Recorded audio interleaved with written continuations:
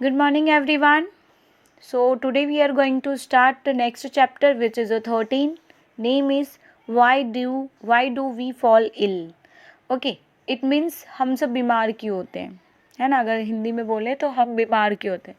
इस क्लास में जितने भी स्टूडेंट्स हैं सबको पता है हम बीमार होते हैं, सबको पता है। अगर हम पूछें कि what is the reason behind it, हम बीमार क्यों होते हैं, फर्स्ट थिंग हमें पता होना चाहिए बीमार क्या है। बीमार इन द सेंस कि आप किसे बोलोगे बीमार हो। आपकी क्लास में कोई क्लासमेट रोज़ आ रहा है, अगर वो 2-3 दिन नहीं आए या 1 मंथ नहीं आए तो उससे वो पूछेंगे तो रीज़न देगा बीमार है, राइट।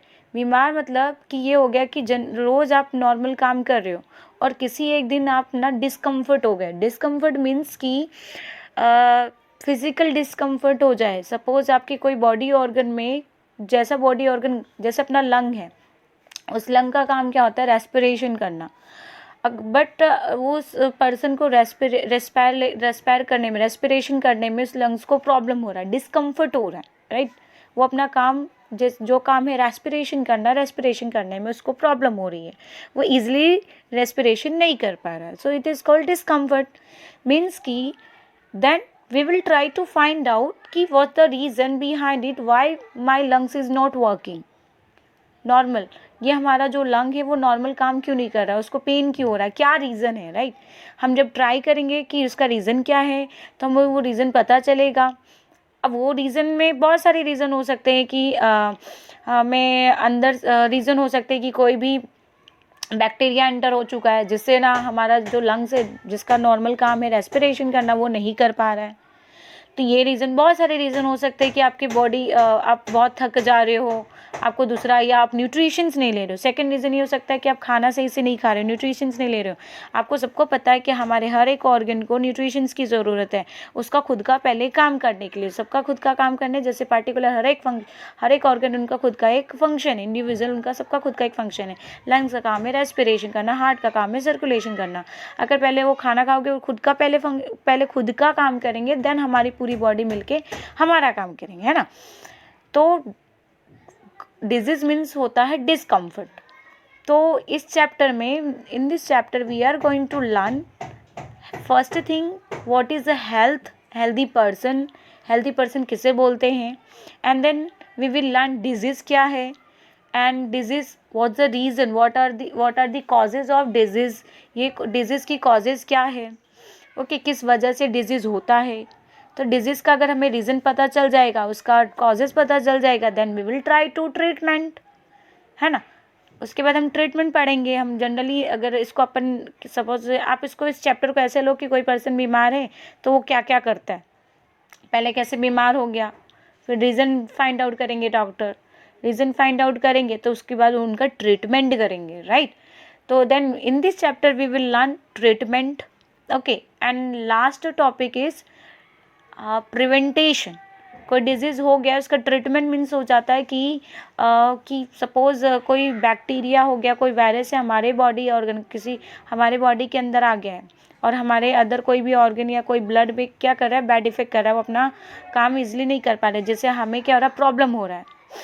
तो उसको क्या करेंगे डॉक्टर, ट्रीटमेंट मीन्स कि वो उसको मेडिसिन देंगे, है ना, हमारे बॉडी के अंदर मेडिसिन देंगे, एंड देन वो बैक्टीरिया हो या वायरस उसको किल कर देंगे।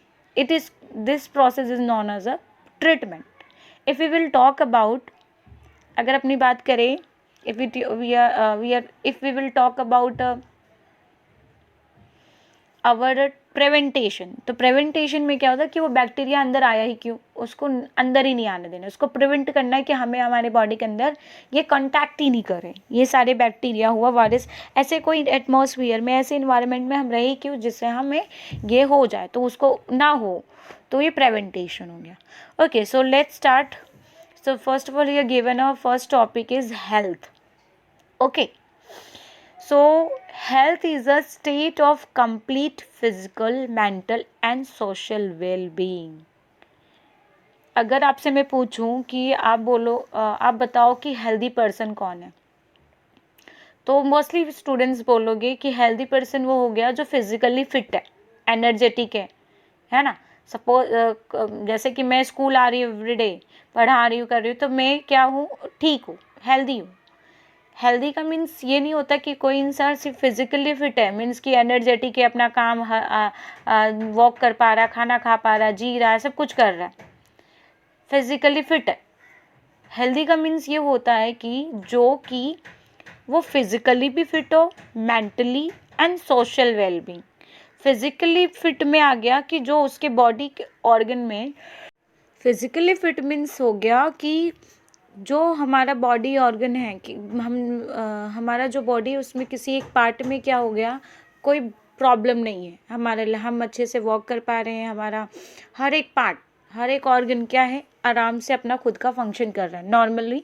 अब जो जिसका काम है अलग अलग वो फंक्शन कर रहा है, उसमें किसी भी ऑर्गन में मुझे प्रॉब्लम नहीं है किसी, तो हम बोलेंगे we are physically fit.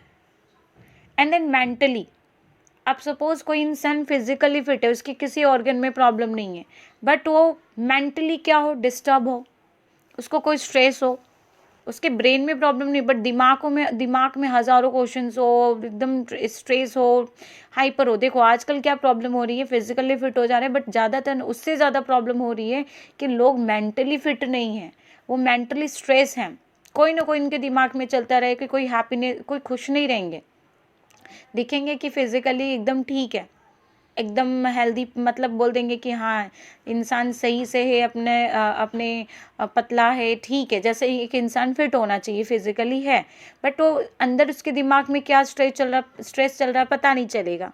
But आजकल ये होता है कि लोग तुरंत के तुरंत, अगर पेशेंस नहीं रखते हैं, देखा होगा आपने कि बहुत जल्दी हाइपर हो जाए, गुस्सा हो जाए, कोई ना कोई स्ट्रेस हो जाए, जिससे लोग, बहुत सारे लोग जैसे कि बहुत सारे बहुत सारे नहीं, जैसे कि मेंटली प्रॉब्लम होती है, हमें मेंटली पता नहीं चलती, फैक्टिंग बोलूँ कि जो मेंटली अगर डिस्टर्ब रहते हैं वो पता नहीं चलती, फिजिकल डिस्टर्ब रहते हैं वो पता चल जाता है, बट मेंटली का नहीं पता चलता लोगों को, वो अंदर ही अंदर रह जाता है। जैसे लोग देखो कि जिनको बोलते हैं मेंटली इफेक्ट हो गया है इनको, कुछ लोग जैसे कि पागल हो जाएं, एक तरह से मेंटली इफेक्ट हुआ ना।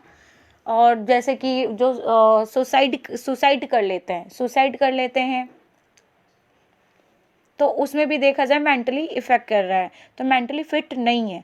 एंड सोशल वेलबींग में आ जाएगा, फॉर एन एग्जांपल कोई पर्सन है और वो फिजिकली फिट है, मेंटली फिट है, उसको कोई स्ट्रेस नहीं है, फिजिकली सारा काम अच्छा हो रहा है, अब वो एकदम खुशी खुशी में अपने घर जाए, है ना, और घर जाके देखे कि ना कि वहाँ पे कुछ स्ट्रेस चल रहा है, लड़ाइयाँ चल रही हैं एक दूसरे का, और वो कर रहा है, और आजू बाजू सोसाइटी में जहाँ रह रहा है उस सोसाइटी में सपोज एक तो घर का प्रॉब्लम हो गया, फिर दूसरे दिन वो जाने लगा अपने काम पे, जॉब पे, एंड जाने लगा रोड पे, देखा अपने सोसाइटी के रोड पे, वहाँ पे कुछ लोग डस्ट डाल रहे हैं, कचरे डाल रहे हैं उनके घर के सामने, है ना, वो एक दिन नहीं बोलेंगे, 2 दिन नहीं बोलेंगे, तो उस आजू बाजू की वजह से वहाँ पे उनको क्या हो जाएगा, वो मेंटली इफेक्ट हो जाएंगे और फिजिकली अफेक्ट हो जाएंगे।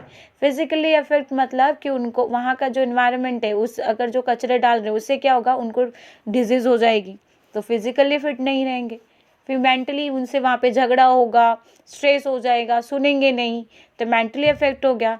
तो सोशल वेलबींग भी कंसीडर करता है। सोशल वेलबींग मतलब कि हम मेंटली भी फिट हो, सोशल वेलबींग मतलब हमारे आजू बाजू का जो एनवायरनमेंट हो वो भी हेल्दी होना चाहिए, राइट। तो एक हेल्दी पर्सन तभी होगा जब वो physically, mentally and social wellbeing है, सोशल मतलब आजू बाजू का जो एनवायरनमेंट है वो एकदम सही है। After that we can consider कि that person is a healthy, है ना। तो हेल्थ को ऐसा मानते हैं, physically, mentally and social wellbeing. Okay, now next topic is disease. Before going to talk about disease, first of all we have to know about what are the differences between healthy and disease free। बताओ, क्या दोनों same है कि अलग अलग है? ये तो बात पता है कि ये अलग है। अब ये अलग कैसे है? Healthy and disease free. अगर कोई पर्सन हेल्दी है, क्या इसका मतलब वो है डिजीज फ्री है? डिजीज से उसका लेना देना नहीं है। हेल्थ में मैंने बता दिया, physical, mental and social wellbeing means कि हेल्दी पर्सन वो होगा जो कि मैंने आपको बताया कि वो मेंटली भी फिट हो, फिजिकली उसको कोई प्रॉब्लम नहीं, मेंटली उसको कोई प्रॉब्लम नहीं, एंड सोशल वेलबींग है। सोशल वेलबींग मतलब आजू बाजू के सारे जो सोसाइटी कम्युनिटी होती है वो सारा कंसीडर होता है। हमारा हम जहाँ जॉब करते हैं वो इन्वायरमेंट अफेक्ट करता है, हम कहाँ रहते हैं, हमारा कैसा फ्रेंड सर्कल है, हमारा कैसा बिहेवियर है, this all things are consider in the health. Okay, तो हेल्दी पर्सन वो हो गया। And when we talk about disease की अगर बात करें तो हम एक पार्टिकुलर एक आदमी की बात करते हैं, एक पर्सन की बात करते हैं, है ना। डिजीज की बात करें तो समझ लो किसी एक इंसान की बात कर रहे हैं। अगर हम हेल्दी की बात करें तो हम बात करेंगे उसमें आजू बाजू के एनवायरनमेंट क्या है, बिहेवियर क्या है, हम सब मीन्स की personal and society community both are consider. समझ आया, तो वो हेल्दी में आ गया। और डिजीज़ की अगर बात करें तो हम एक पर्सन की बात करेंगे, इंडिविजुअल सफरर्स की बात करेंगे कि हर एक इंसान को क्या एक इंसान को क्या प्रॉब्लम हो रही है, राइट। डिजीज में हम नहीं बोलेंगे कि वो कम्युनिटी भी कंसीडर हो रहा है, आजू बाजू लोग भी कर रहे हैं। डिजीज़ की मीन्स ये हो गया। आई होप ये क्लियर है। Okay, let's learn disease. Disease means any disturbance in the structure or function of any organ or part of body. As I said you that disease means समझ लो, अगर simple word में कहे uncomfortable discomfort of any organ, है ना। Normally आप everyday आप जैसे काम करते हो करो, एक दिन आप नॉर्मल आपके जॉइंट में पेन हो रहा है ना, या तो आप समझ लो आपको फीवर होने लगा देन फीवर होने लगा, फिर आपको सांस लेने में प्रॉब्लम हो रहा है। तो आप रोज़ अच्छे से सांस ले पा रहे थे, आपको फीवर नहीं था, आपका टेम्परेचर सही था, लेकिन एक दिन क्या हो रहा है कि वो टेम्परेचर ज़्यादा हो गया है और सांस लेने में प्रॉब्लम हो रही है, जल्दी थक जा रहे हैं। तो ये क्या हो रहा है, डिस्कम्फर्ट, ये सारे डिस्कम्फर्ट शो कर रहे हैं। डिस्कम्फर्ट शो मतलब कि जो हर एक हमारे बॉडी का जो अलग अलग ऑर्गन है उसका पार्टिकुलर खुद का एक काम है, बट वो काम सही से नहीं कर पा रहा है, मीन्स कि डिस्कम्फर्ट हो रहा है, अनकम्फर्टेबल हो रहा है उसका। जैसे सपोज टू बी लंग है, लंग का काम है रेस्पिरेशन करना, बट वो रेस्पिरेशन नहीं कर पा रहा है सही से, तो डिस्कम्फर्ट हो गया। तो this is considered in the disease. It may be caused due to the attack of pathogens means any microorganism, just for an example ज़्यादातर वायरस और बैक्टीरिया होते हैं। वो ये ऑर्गेनिज्म हमारे बॉडी के अंदर एंटर हो जाने के बाद कुछ टॉक्सिक सब्सटेंस रिलीज़ करेंगे, जिससे हमारे जो और ऑर्गन है उस पर अफेक्ट करेगा, बैडली अफेक्ट करेगा। देन या हम होने के बाद या एंटर हो जाए तो हमारा जो अलग ऑर्गन है, जो कोई भी हमारा लंग हो सकता है, किडनी हो सकता है, स्टमक हो सकता है, स्प्लीन हो सकता है, इंटेस्टाइन हो सकता है, हार्ट हो सकता है, अपना खुद का फंक्शन नहीं कर पाएंगे। Lack of nutritious diet, balance diet means कि खाने की जो हमारा जो बैलेंस डाइट होना चाहिए कि हमें सारे carbohydrate, proteins, vitamins, fats, lipid हमें सब मिलना चाहिए। अगर उनमें से भी कुछ नहीं मिल रहे हैं तो उससे क्या हो सकता है, उससे भी डिजीज़ हो सकता है। And lack of public health services means कि हम जो पानी पी रहे हैं, जो हम वाटर ले रहे हैं, तो अगर वो वाटर क्या हो, कंटामिनेटेड वाटर हो, मतलब उसमें कोई पैथोजेंस आ गए हो जिससे उसको कंटामिनेट कर दिए हो। फूड जो हम खा रहे हैं अगर वो कंटामिनेटेड हो, वो उस फूड में कोई बैक्टीरिया हो, कोई वायरस हो, तो उससे अगर हम उसे खा ले तो उससे भी क्या हो जाता है, हमें disease. So these all are caused for a disease, cause of disease के सारे कॉजेज हैं। Now types of disease are basically of two types, they are acute. First, acute disease. Acute disease का मीनिंग आप समझ लो, जो आपको generally 1 या 2 दिन वाला होता है, जैसे कि सर्दी, खांसी, बुखार, सर दर्द, राइट। तो उसको बोलते हैं ना common cold, influenza, loose motion, एक दिन वाला, राइट। ये this all are consider in acute disease. The disease which last for a only a short period of time is called acute disease. मैंने आपको बताया ना, जो डिजीज हो शॉर्ट टाइम के लिए हो, जैसे हमें सर्दी, खांसी, बुखार, ये सारे जनरली कॉमन शॉर्ट डिजीज होते हैं, मतलब शॉर्ट पीरियड के लिए होता है, बट है तो डिजीज़ ही ना। जैसे वायरल हो जाए तो वायरल हम पूछते हैं ना कि कॉमन है वायरल कि 1-2 दिन होता है, फिर हम थर्ड डे नॉर्मल हो जाते हैं, बिकॉज ये कितने दिन के लिए होता है, for a short period. For an example influenza, common cold etcetera. Now what is a chronic disease? Chronic disease, the disease which lasts for a long period of time is called chronic disease. Yes, chronic disease में ये for example TB, cancer, diarrhea, typhoid, tetanus, these all are considered in a chronic disease. ये सारे chronic disease में आ जाएंगे etcetera. जो जिसको जो TB का पेशेंट है, क्या वो एक दिन में ठीक हो जाएगा? टीबी पेशेंट लेगा 1 महीना, 2 महीना, ज़्यादा से ज़्यादा 3 महीना लेंगे, ऐसे 3-4 महीना लेंगे। तो ये लॉन्ग टाइम लिए है ना, ये होता है किसने? लॉन्ग टाइम के लिए, लॉन्ग पीरियड के लिए होता है। सो क्रॉनिक डिजीज इनको बोलेंगे। अगर आपको कोई डेफिनेशन कोई फाइंड आउट करना हो कि chronic disease and acute disease, तो सिंपल में मीनिंग समझ लेना, जो शॉर्ट पीरियड के लिए हो it is considered in acute disease, and those disease are occur in for a long period time, that disease is considered in a chronic disease. So what are the differences between the acute disease and chronic disease? Let's learn first criteria. First character is they as we have discussed, acute disease for a short duration. Okay, acute disease क्या होते हैं? They are a short duration disease. Acute disease क्या होता है? Short duration के लिए, but chronic disease for a long lasting disease. Now patients in acute disease, patient recovers completely after the cure. अभी किसी को वायरल हुआ है, कोई कॉमन कोल्ड हुआ है, वो एकदम ठीक हो जाएगा, कम्प्लीटली क्योर हो जाएगा, उसको पूरी तरह ठीक हो, उसको कोई प्रॉब्लम नहीं होगा क्योर होने के बाद। बट जो क्रॉनिक डिजीज है, पेशेंट डजंट रिकवर कम्प्लीटली, वो पूरी तरह ठीक नहीं होता। अब पूरी तरह ठीक होना नहीं होना, completely recover and completely not recover. So what do mean by this two sound? ये दोनों सेंटेंस का मीनिंग क्या हुआ? जो थर्ड में कंप्लीट हो रहा है, थर्ड में क्लियर हो रहा है, there is a no loss of weight और feeling of tiredness after a word. जैसे मैंने बताया कि एक्यूट डिजीज में कम्प्लीटली हम क्योर होते हैं। कम्प्लीटली क्योर मीन्स कि अगर हमें डिजीज़ हो गया, हमारा ठीक हो गया, उसके बाद हमें क्या हो, हमारे वेट में कोई चेंजेस नहीं हो रहा, ना बढ़ रहा ना लॉस हो रहा है, हम जल्दी काम करके थक नहीं रहे, पहले जैसे हमें वीकनेस नहीं है, हम पहले जैसे नॉर्मल थे वैसे हो जाएंगे इन एक्यूट डिजीज़।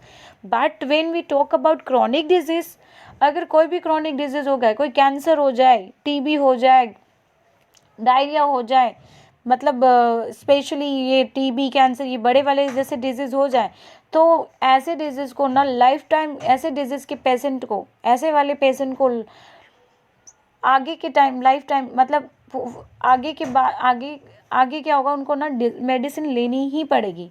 या तो उनको ना उनको वीकनेस तो रहेगी, वो जल्दी थकने लगेंगे, या तो उनके हेयर फॉल होने लगेंगे, या तो उनके जॉइंट्स पेन होने लगेंगे, कुछ ना कुछ उनको कमी होती ही है, वो कम्प्लीटली क्योर नहीं, कम्प्लीटली रिकवर नहीं होता है, हम बोल सकते हैं। And in acute disease, fourth point, this is a short duration loss of work and efficiency. अगर किसी को वायरल हुआ है, कोल्ड हुआ है, तो कुछ टाइम के लिए, शॉर्ट पीरियड के लिए, शॉर्ट ड्यूरेशन के लिए वो काम नहीं करेंगे, एफिशिएंसी नहीं होगी।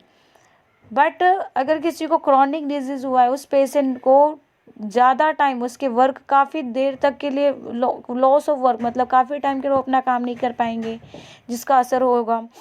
तो ये अभी किसी को भी, जैसे कोई कैंसर पेशेंट है, तो कोई ऑर्गन में हुआ है उसको कैंसर, तो उसमें उसको 1 साल लग जाएगा, 1 साल 6 महीने रिकवर होते होते। पूरी तरह रिकवर भी होंगे तो इतना टाइम लगेगा, तो उसमें उनका काफ़ी वर्क, बहुत ज़्यादा लॉस ऑफ वर्क, उनका काम का काफ़ी लॉस हो जाएगा। So causes of disease are explain below. तो और कौन से कॉजेज है डिजीज के? Immediate and contributed cause. Immediate and contributed cause क्या होते हैं? Let's learn. let's see, immediate cause. The organisms that enter our body and cause the disease are termed as immediate cause. For example, virus, bacteria, protozoa, etc. Means कि कोई भी micro organism हमारे body के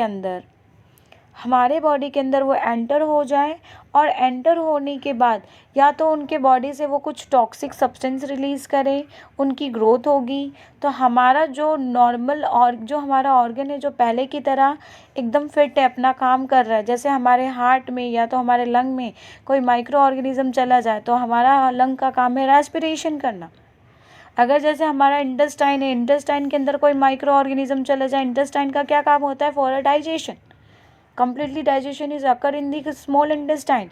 If there will be any microorganism will enter inside the our in a small intestine. After that, is our small intestine is working normal? वो सही तरह से काम करेगा? It will work normal?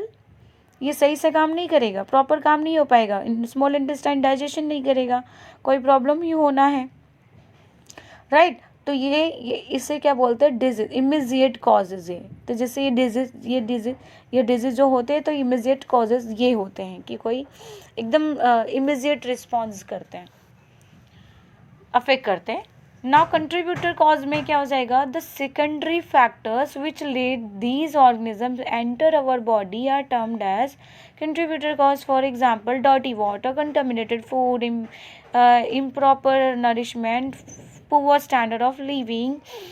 तो contributor causes में ये सेकेंडरी फैक्टर है। सेकेंडरी फैक्टर मीन्स कि एक तो फर्स्ट वाले इमीडिएट कॉज में क्या देखा आपने कि माइक्रो ऑर्गेनिज्म हो जिसमें वायरस, बैक्टीरिया, प्रोटोजोआन्स हमारे बॉडी के अंदर एंटर हो जाए, राइट।